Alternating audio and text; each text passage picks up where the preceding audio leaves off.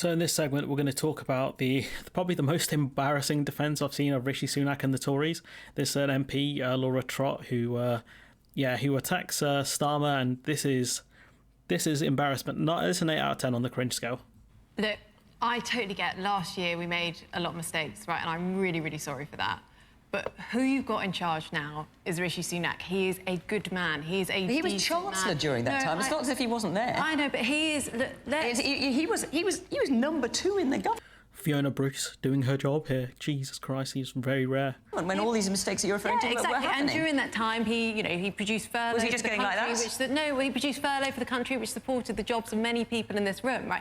He also gave away billions in bad COVID loans and other things, but we're going to skip over that bit because you don't want to discuss that. He's got a track record of delivering for this country, and he's got the record inflation levels, the lackluster growth.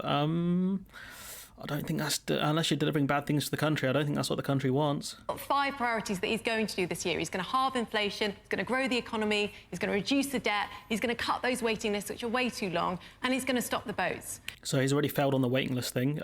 They've admitted that much. But point is, this is what the Tories do well. They'll go back to their pledges and they'll try and shoehorn them in as much as possible so the voters know what they're about. This is the thing Labour really struggle on doing, honestly. They don't do this at all. And this is why people don't know what Labour's core policies are or ideals are. And you compare that, right, with Keir Starmer. Like, every pledge he's made, he's abandoned. So what do you say to the young man over there? He thought he was going to nationalise. In all honesty, you guys said you wouldn't raise taxes or national insurance, but you did, so you're not trustworthy here. And I kind of get annoyed the Labour guy's not pointing this stuff out. All these industries, he's not going to do that anymore. He was going to scrap tuition fees, not doing that anymore either. He was going to be the great defender of free movement. He's not doing that anymore either. I've got no idea what Keir Starmer stands for. So what do you say to the man over there who said, after what happened with the Conservatives, I could never vote Conservative?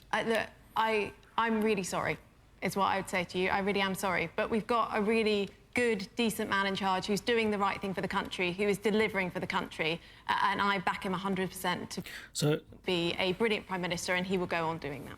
So, yeah, it's kind of interesting. She's kind of apologised for it. But the problem is, Rishi Sunak was number 2 in the government at the time. So for her to try and spin this back, it doesn't make sense. And this is where Labour need to be a lot more active. And kind of towards the end of this, I'm very surprised the Labour guy didn't get involved at all. And at least try and interrupt. And at least say, your guy did this, your guy did this. You can't be trusted talking about our guy. But the thing is, her attack lines on Starmer are kind of correct, which is that he has broken all these pledges and he's not kind of replaced them with anything yet. On tuition fees, he's saying something's coming on it, don't worry.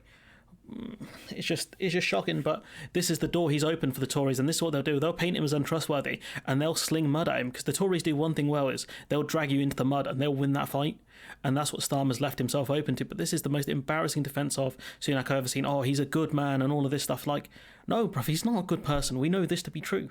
He's wasted billions, 32 billion, I think it's 37 billion on test and trace. Imagine we had that money now. All of that bad borrowing, all of that stuff that, we're paying incredible amounts of interest rates now on because the bond prices skyrocketed thanks to Liz Truss and the rising interest rates from the Bank of England. You guys could have done so much better.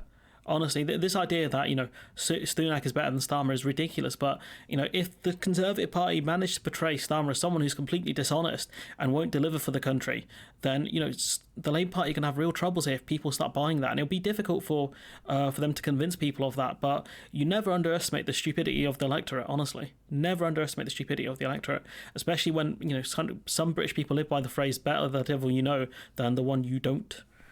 People live by that phrase in this country when it comes to politics. So they might say, well, Sunak sucks, but I trust him over Starmer. The Labour Party have a lot of work to do here, I think, in my opinion. And if, I don't know how much of this stuff will land because of the cost of living increases, the cost of mortgages and rents going up. It could be the case that the Tory brand becomes so toxic that they just don't care. But I am nervous. Despite that polling lead, I'm nervous. And I hope Labour don't take the foot off the gas. And I really hope that they do more than just pull kind of smug faces than this and do more kind of questioning and attacking the Tories. Maybe if Labour had more policies, they could do better. But anyways, I'm going to leave it there. Let me know what you think in the comments below. Like, comment, share, subscribe, support the channel on Patreon if you can. And hopefully I'll see you in the next one.